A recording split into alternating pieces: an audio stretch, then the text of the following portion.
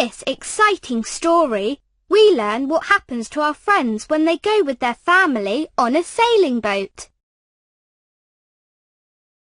Let's read the story now and look at the pictures.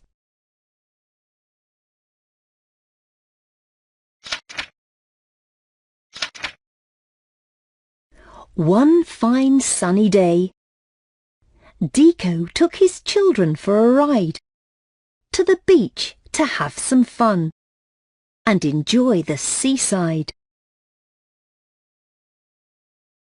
Click here and have fun putting the puzzles together.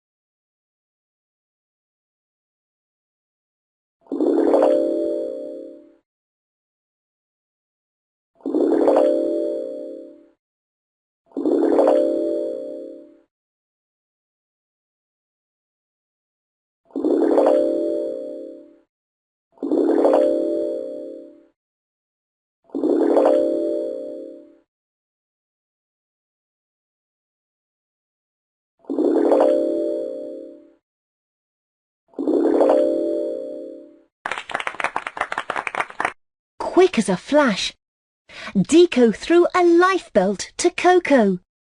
If only he could catch it.